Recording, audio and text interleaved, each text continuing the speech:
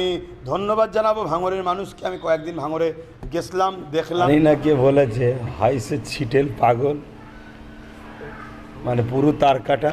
আর না রাজনীতি সম্বন্ধে তার অভিজ্ঞতা নাই। সরকার দেয় না, দেশ দেয়। একটা পরিবারের, দেশের বা রাজ্যের একটা গার্জেন থাকে। মানুষ যাকে চায় তাকে 5 বছরের জন্য চালাবার সুযোগ দেয়। সরকার গাঁটের পয়সায়, ঘরের পয়সাতে, ঘরের টাকা থেকে দেয় না। জনগণের ট্যাক্সের টাকা, যেটা দেশের সম্পদ, সেই দেশের সম্পদ থেকে মানুষকে বিভিন্ন প্রকল্প তৈরি করে দেওয়া হয়। অতএব যে বা এ কথা বলেছে তার সম্বন্ধে আমি দুটো জিনিস মনে করি, হয় সে তার কাটা পুরু, আর নচেত তার রাজনীতি সম্বন্ধে কোনো জ্ঞান নেই।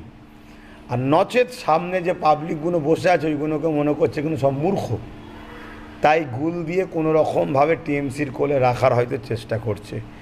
এছাড়া অন্য কিছু কারণ হতে পারে না। কেন ওর জানা নাই, ওই মূর্খ পাগলের, যে সরকার যেটা দিচ্ছে তার থেকে বড় হচ্ছে জনগণ। জনগণ ভোট দেয় বলে সরকার ওখানে যায়, জনগণের ভোটে জিতে সরকার যে ফেসিলিটি পায়, নেতারা যে সুযোগ সুবিধা পায়, যেভাবে ভিআইপি জীবনযাপন করে, এটা জনগণের অবদান, জনগণ তাদেরকে দেয়। তাই অতএব জনগণকে সরকার কিছু দেয় না। জনগণের ট্যাক্সের টাকা দেশে জমে, সেই ট্যাক্সের টাকা থেকেই কেউ বাটোয়ারা বন্টন করার জন্যে জনগণ কাউকে দায়িত্ব দেয়, এই দায়িত্ব ভারটা সে পায়।